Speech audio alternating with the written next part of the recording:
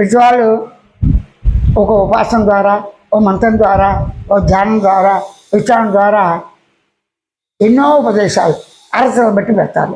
ఇక్కడ అర్హత ఉందా లేదా ప్రస్తుతం వదిలేసేది. ఎందుకంటే అది ఉంది వేరజ్ఞానంలో. ఎంతవరకు తినడానికి అర్హత ఉంది భోజనం, ఎవరికి? శిశువుకి లేదుగా. నడవడానికి అర్హత ఉంది పెద్దవాళ్ళకి, నడిచే పిల్లవాడికి, పిల్లకి ఉంటుంది కదా. ప్రకృతి అవగాహన, పుట్టుతో ఇది ప్రకృతి అమ్మ అని ఎవడు అడగడే. అంటే అర్హత వయసును బట్టి వచ్చిందా, స్పృహను బట్టి వచ్చిందా? వాడు తను తాను తెలుసుకుని స్పృహతో నేను బతుకుతున్నాను, ఆకలి దెబ్బతో దెబ్బలు తీర్చుంటే నా శరీరం ఉంటుంది. ఇది నా శరీరం, నాది, నా నిద్ర నాదే.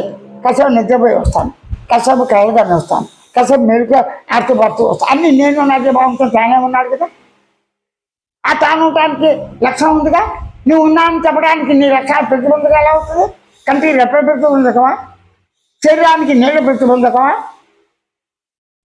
అలాగే శరీర అవయాలు శిరస్సును తెలుసుకోవటానికి, గుర్తించడానికి, గమనించడానికి ఉన్న శిరస్సుతో పాటు తల, ముందు కాలు చేతులు, తలను గుర్తించడానికి కాలు చేతులు కూడా గుర్తింపవచ్చుగా.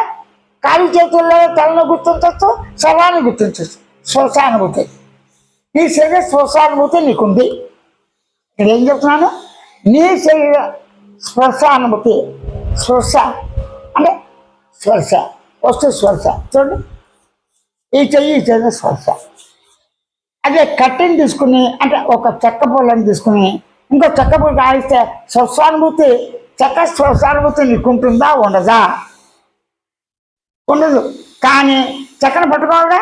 చెక్క పట్టుకున్నప్పుడు గట్టిగా ఉందని, దూదిగా ఉందని, మెత్తగా ఉందని ఆ వస్తువు యొక్క లక్షణాలు గుర్తుపడుతున్నావు కదా. అంటే చెక్క అనుభూతి ఉంది, నీ చేతి అనుభూతి ఉంది, నీ శరీర అనుభూతి ఉంది, అన్ని అనుభూతి ఉంది.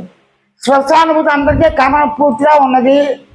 రుచి అనుభూతి ఉంది, రూపానుభూతి ఉంది, వాసనానుభూతి ఉంది, అన్ని అనుభూతులు ఉన్నాయి.